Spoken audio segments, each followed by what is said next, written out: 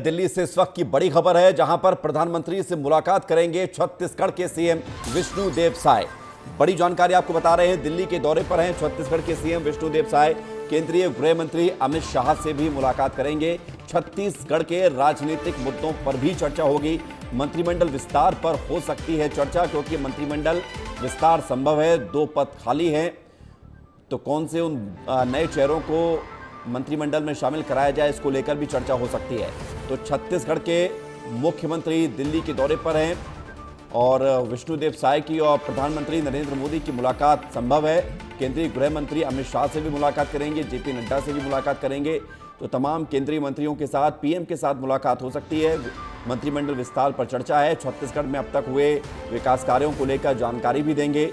मुख्यमंत्री विष्णुदेव साय पीएम से मुलाकात करेंगे। छत्तीसगढ़ में कौन कौन सी योजनाएं चलाई जा रही हैं, उसका इम्पैक्ट कितना पड़ रहा है, छत्तीसगढ़ में आगे आने वाले बजट को लेकर क्या तैयारी है, इसको लेकर भी जानकारी दी जाएगी। तो छत्तीसगढ़ के सीएम विष्णुदेव साय इस वक्त दिल्ली में हैं और दिल्ली में मंत्रियों के साथ वो 1-to-1 चर्चा करेंगे, बातचीत करेंगे और प्रधानमंत्री के साथ भी मुलाकात करेंगे सीएम विष्णुदेव साय। वो तस्वीर आएगी, हम आपको दिखाएंगे सबसे पहले विस्तार न्यूज़ पर। तो बड़ी जानकारी के साथ खबर आपको बता रहे हैं, छत्तीसगढ़ के राजनीतिक मुद्दों पर चर्चा होगी, मंत्रिमंडल विस्तार पर भी बातचीत हो सकती है। अमृत तिवारी हमारे साथ जुड़ गए हैं सीधे दिल्ली से, उनसे ज़रा जानकारी लेते हैं। अमृत, ज़रा बताइए, छत्तीसगढ़ के सीएम दिल्ली में हैं, पीएम से भी मिल सकते हैं, क्या एजेंडा रहने वाला है मुलाकात का? विवेक, अभी जो विष्णुदेव साय मुख्यमंत्री हैं वो देर रात दिल्ली पहुंचे थे और अभी छत्तीसगढ़ सदन से सीधे प्रधानमंत्री मोदी से मुलाकात करने पहुंचेंगे। दोपहर को मुलाकात का उनका प्रोग्राम तय है और उसके बाद जो है उनकी मुलाकात जो है गृह मंत्री अमित शाह से होने जा रही है। उसके बाद राजनाथ सिंह से भी उनकी मुलाकात तय है। तो अभी जो मुलाकात का जो एजेंडा है वो पूरी तरह से क्लियर नहीं, लेकिन ये जरूर हमें जो सोर्सों से पता चला है कि ये मुलाकात खासतौर पे उस चीज़ को लेकर, मंत्रिमंडल विस्तार को लेकर के होगी, जो कि छत्तीसगढ़ में अभी जो है बृजमोहन अग्रवाल के इस्तीफे के बाद सीट जो खाली पड़ी है, इसके अलावा एक और सीट है मंत्रिमंडल में, अगर बात करें जगह है, इन 2 जगहों को लेकर के जो है किस तरह से भरा जाए, किसका नाम आगे बढ़ाया जाए, इसको लेकर के चर्चा होनी है। साथ ही साथ अभी तक के जो शासन काल में किस तरह से गतिविधियां रही हैं, कैसे काम किया गया है, उसको लेकर भी प्रधानमंत्री मोदी से विष्णुदेव साय अपनी बातें जो है साझा करेंगे और यहां से कुछ प्रधानमंत्री की भी गाइडलाइंस होगी जिसको वो इंप्लीमेंट करने के लिए अपने पास जो है वो नोट करेंगे। तो ये मुलाकात काफी अहम मानी जा रही है छत्तीसगढ़ की राजनीति के लिए, क्योंकि इसमें मंत्रिमंडल को लेकर के अहम फैसले लिए जा सकते हैं। ठीक है अमृत, आप बने रहिए हमारे साथ। तो छत्तीसगढ़ के सीएम दिल्ली में हैं इस वक्त और प्रधानमंत्री से मुलाकात होने जा रही है, बड़ी खबर आपको बता रहे हैं। और साथ साथ मंत्रिमंडल विस्तार पर चर्चा हो सकती है और बड़ी जानकारी मिल रही है मध्य प्रदेश से भी, जहां पर एमपी के सीएम डॉक्टर मोहन यादव भी दिल्ली के दौरे पर जाने वाले हैं। दिल्ली के दौरे पर सीएम डॉक्टर मोहन यादव केंद्रीय गृह मंत्री अमित शाह से मिलेंगे। CM doctor Mohan Yadav CM के दिल्ली दौरे से मंत्रिमंडल विस्तार की अटकलें भी लगाई जा रही हैं। सोमवार को भोपाल बीजेपी कार्यालय में हलचलें बढ़ी थी।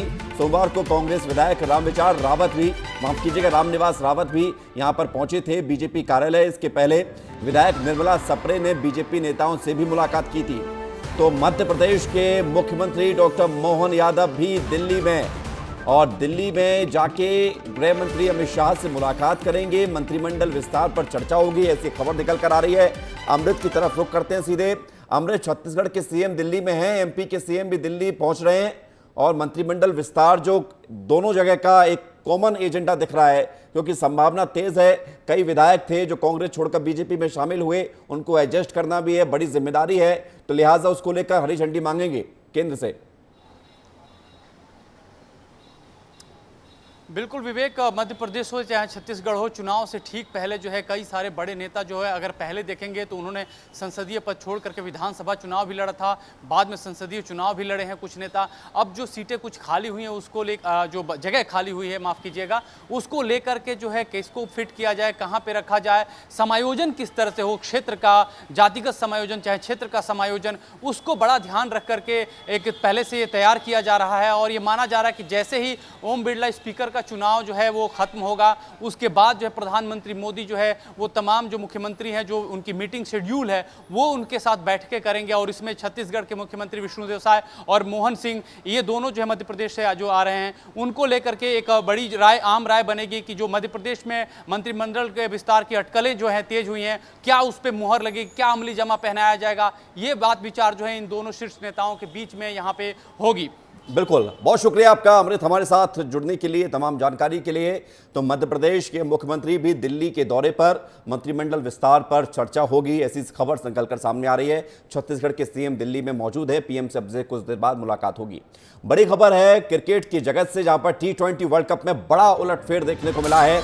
बड़ी खबर यह आ रही है कि ऑस्ट्रेलिया बाहर हो गया है, सुपर 8 से बाहर हो गया है। सुपर 8 में मुकाबला कल जरूर भारत के साथ हुआ था, भारत ने भी ऑस्ट्रेलिया को हराया था और सेमीफाइनल की रेस से बाहर हो गया है। ऑस्ट्रेलिया बांग्लादेश को हराकर सेमीफाइनल में अफगानिस्तान पहुंच गया है, क्योंकि बांग्लादेश पर उम्मीदें ऑस्ट्रेलिया की टिकी थी। अगर बांग्लादेश कल जीत जाता तो ऑस्ट्रेलिया की संभावना बरकरार रहती, लेकिन बांग्लादेश ही हार गया, लिहाजा ऑस्ट्रेलिया की उम्मीदें खत्म हो गई। सेमीफाइनल से बाहर हो गया है ऑस्ट्रेलिया, वर्ल्ड कप से बाहर हो गया है और सेमीफाइनल में अफगानिस्तान की टीम पहुंची है। यह भी अपने आप में एक बड़ा उलटफेर है कि सेमीफाइनल में अफगानिस्तान का पहुंचना। सुमित हमारे साथ जुड़ रहे हैं, जो कि खेल के, स्पोर्ट्स के एक्सपर्ट हैं। सुमित, जरा बताइए, ऑस्ट्रेलिया बाहर हुआ तो हुआ, सेमीफाइनल में अफगानिस्तान पहुंच गया, यह बड़ी खबर है। निश्चित तौर पर एक बहुत बड़ा अपडेट है, बहुत बड़ा उलटफेर है कि वर्ल्ड चैंपियन ऑस्ट्रेलिया, जिसका दबदबा दशकों तक वर्ल्ड क्रिकेट में रहा है, वो T20 वर्ल्ड कप 2024 के सेमीफाइनल की रेस से बाहर हो गया है। एक बहुत बड़ी बात है और जितनी तारीफ की जाए अफगानिस्तान क्रिकेट टीम की उतना कम होगा। अफगानिस्तान ने एक बेहतरीन क्रिकेट प्रदर्शन किया है, बेहतरीन क्रिकेट खेली है इस पूरे टूर्नामेंट में। जो शानदार बल्लेबाजी, गेंदबाजी, फील्डिंग, हर फील्ड में अफगानिस्तान की टीम ने अव्वल दर्जे की क्रिकेट खेली और यहाँ पर शानदार जीत दर्ज की है बांग्लादेश को हराकर। देखिए, जब ऑस्ट्रेलिया इंडिया से हारा उसके बाद ही ऑस्ट्रेलिया पर बाहर होने का खतरा मंडराने लगा था। ऑस्ट्रेलियाई टीम डिपेंड कर रही थी, निर्भर थी कि बांग्लादेश जीत जाए, लेकिन बांग्लादेश नहीं जीता, अफगानिस्तान ने जीत दर्ज की है और अफगानिस्तान कल का मैच भी सुमित इंटरेस्टिंग था भारत के साथ ऑस्ट्रेलिया का। 24 रनों से भारत जीता है, लेकिन मैच एक वक्त लगा भी था कि फंस गया है, तो भारत ने भी शानदार जीत दर्ज की। उधर बांग्लादेश हार गया तो अफगानिस्तान भी आगे पहुंच गया सेमीफाइनल में। तो कल का दिन ऑस्ट्रेलिया के लिए बुरा ही था। टीम इंडिया ने 2023 world cup ODI world cup के फाइनल की हार का बदला लिया है ये, और कहीं ना कहीं मैं कहना चाहूंगा कि टीम इंडिया भी शानदार प्रदर्शन कर रही है, अनबीटेबल है, अभी तक एक मैच नहीं हारी है टीम इंडिया, लगातार शानदार प्रदर्शन करते हुए। और ऑस्ट्रेलिया टीम का बाहर होना एक बहुत बड़ी बात है, क्योंकि ऑस्ट्रेलिया वो ऐसी टीम है जो आईसीसी टूर्नामेंट जीतने वाली टीम मानी जाती है विवेक, और इसलिए भी ये बड़ी जीत हो जाती है अफगानिस्तान की और एक बहुत बड़ा डेंट है ऑस्ट्रेलिया क्रिकेट के लिए कि वो T20 वर्ल्ड कप से बाहर हो गया है। क्योंकि अभी तक हमने देखा है आईसीसी के नॉकआउट मुकाबले में जो सेमीफाइनल होते हैं, फाइनल होते हैं, ऑस्ट्रेलिया हमेशा खेला ही है, लेकिन इस बार नहीं खेलता हुआ नजर बिल्कुल आएगा। बिल्कुल, बहुत शुक्रिया आपका सुमित हमारे साथ जुड़ने के लिए और तमाम जानकारी के लिए। तो बड़ा उलटफेर T20 वर्ल्ड कप में, अफगानिस्तान इन है सेमीफाइनल में और ऑस्ट्रेलिया बाहर हो चुका है।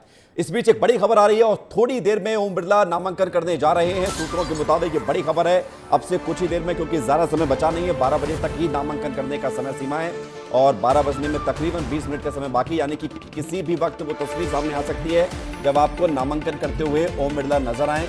वित्त राज्य मंत्री पंकज चौधरी ओम बिरला के लिए प्रस्तावक बनेंगे, सूत्रों के हवाले से ये बड़ी खबर बता रहे हैं। अब से कुछ देर के बाद ओम बिरला यहां पर नामांकन करने जा रहे हैं और लगातार हमारे साथ एडिटर चीफ ब्रजेश राजपूत जुड़े हुए हैं। अब से कुछ देर बाद ब्रजेश जी, ओम बिरला नामांकन दाखिल करने जा रहे हैं, प्रस्तावक होंगे पंकज चौधरी। और ख़ास बात यह है कि जो आपने पहले ही बता दिया था विस्तार न्यूज़ के दर्शकों को कि ओम बिरला तय हैं, मतलब तय हैं। बिल्कुल, ये विस्तार न्यूज़ की खबर का असर है कि रात में हमने एडिटर शो में भी कह दिया था कि ओम बिरला ही होंगे अगले लोकसभा अध्यक्ष। सुबह 10 बजे भी हम विस्तार न्यूज़ नहीं चलाया सबसे पहले कि ओम बिरला अध्यक्ष बनने जा रहे हैं। और अब जैसा कि आपने बताया कि अब थोड़ी देर में वो पर्चा भरेंगे, क्योंकि आज 12 बजे तक का टाइम है, सिर्फ 15 मिनट बचे हुए हैं। मगर मैं आपको बता रहा हूँ कि यदि सहमति नहीं बनी है तो जो दूसरा, जो हमारा इंडिया गठबंधन है, वो क्या सोच रहा होगा। इंडिया गठबंधन में भी रणनीति बन रही हो कि यदि अभी तक कंसेंट बनी नहीं है, उनको डिप्टी स्पीकर का पद मिल नहीं रहा है, तो उसके लिए वो लोकसभा अध्यक्ष का चुनाव लड़ेंगे या नहीं लड़ेंगे। यदि चुनाव लड़ते हैं तो मुझे जो लग रहा है कि के सुरेश, जिसका नाम प्रोटेम स्पीकर के लिए वो इंडिया गठबंधन के लोग आगे ला रहे थे, तो संभव है उनको लोकसभा स्पीकर पद का नामांकन करवाएं, तो एक बार फिर चुनाव की स्थिति आ जाएगी। मगर सबसे बड़ा सवाल यही है कि एनडीए ने तो तय कर दिया कि ओम बिरला उनके लोकसभा के स्पीकर के प्रत्याशी होंगे।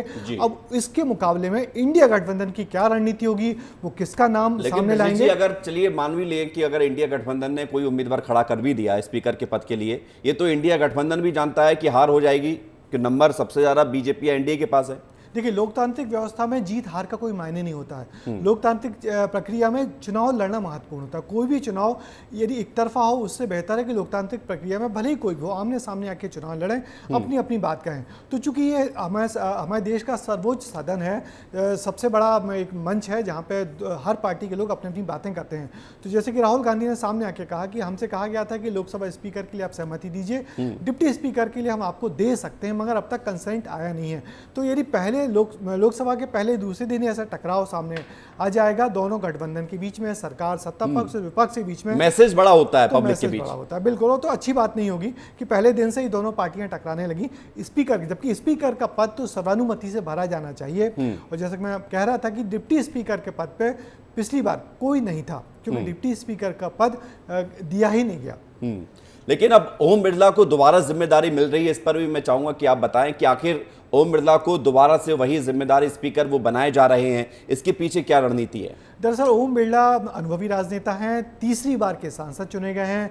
पिछला 5 साल उन्होंने एनडीए की या बीजेपी के मुताबिक बढ़िया अच्छे तरीके से जो संसद की कार्यवाही चलाई। ये अलग बात है कि वो उनके नाम ये रिकॉर्ड भी है कि उन्होंने बहुत ज़्यादा सांसदों को सदन से बाहर किया, मगर इससे मतलब नहीं है। बड़ी बात यह है कि अपनी पार्टी की नज़रों में वो खड़े उतरे, पार्टी की जो रणनीति थी उसके मुताबिक उन्होंने काम किया। और जहाँ तक मेरे सूत्रों का कहना है कि जब पहली बार लोकसभा स्पीकर के पद की नाम की चर्चा हुई, तो हम मोदी जी या और दूसरे लोगों ने कहा कि इस वक्त जो परिस्थिति है, इस वक्त की परिस्थिति और पृष्ठभूमि में ओम बिरला ही इस पद के लिए बेहतर उम्मीदवार होंगे। तो तकरीबन 4 दिन पहले बैठक हुई थी, और 4 दिन पहले बैठक में ये नाम तय हो गया था कि ओम बिरला ही वर्तमान की जो परिस्थिति है, क्योंकि इस बार बहुत ज़्यादा रिस्क बीजेपी ले नहीं सकती। बीजेपी के पास 240 सीटें हैं, 272 सीटों में बहुमत होता, बहुमत से कम है। बीजेपी ने एनडीए गठबंधन जो कि इस वक्त 292 है, एनडीए गठबंधन की संख्या 292 है, 272 से थोड़ा ज़्यादा, तो बहुमत के करीब है। माने बहुमत तो है, मगर बीजेपी के पास बहुमत नहीं है, तो बीजेपी के लिए थोड़ी मुश्किल स्थिति है। तो इसलिए वो किसी जाने पहचाने, किसी भरोसेमंद नाम को ही स्पीकर बनाएगी। तो जैसे कि पिछली बार हम लोग जब पिछला लोकसभा था, तो उस लोकसभा में हर बार बीजेपी किसी नए नाम से चौंकाती थी, फिर चाहे वो राष्ट्रपति का नाम हो, फिर चाहे वो स्पीकर का नाम हो।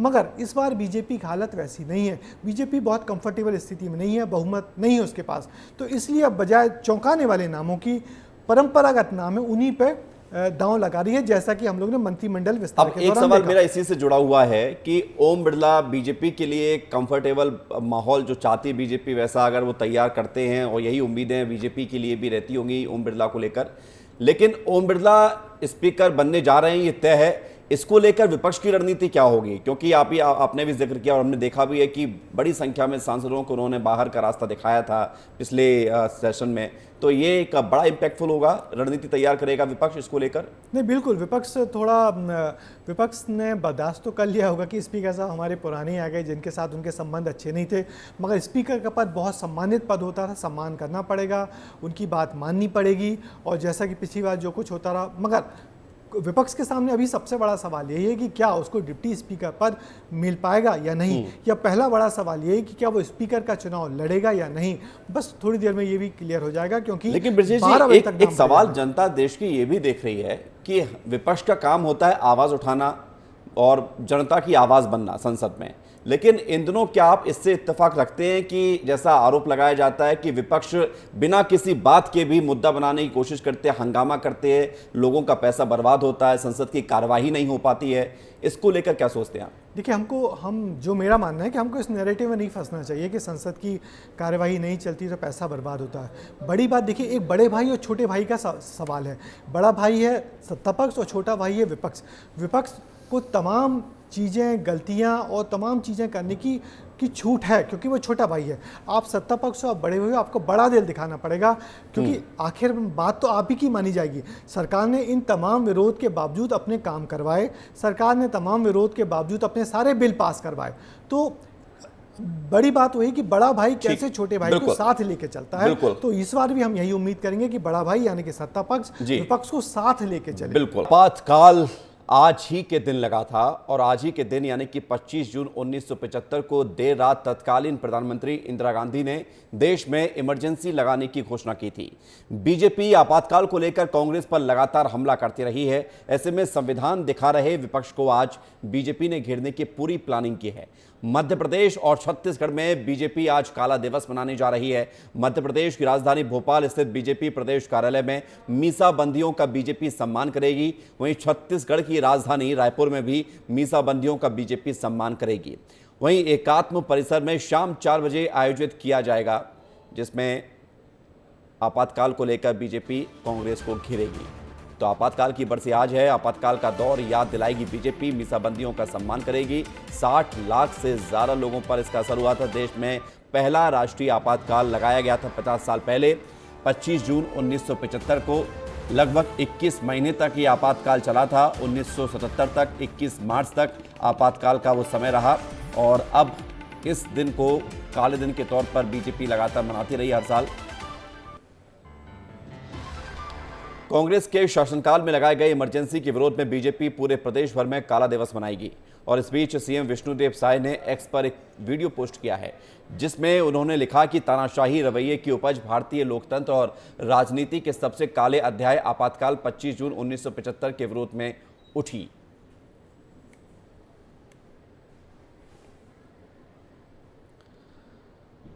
आपातकाल के 50 साल पूरे होने पर मुख्यमंत्री योगी आदित्यनाथ ने कहा, भारत के संसदीय लोकतंत्र का एक काला अध्याय ठीक 50 साल पहले आज ही के दिन घटित हुआ था, जब तत्कालीन कांग्रेस सरकार ने भारत के संविधान का गला घोंटकर लोकतंत्र को पूरी तरह से समाप्त करने की साजिश रची थी।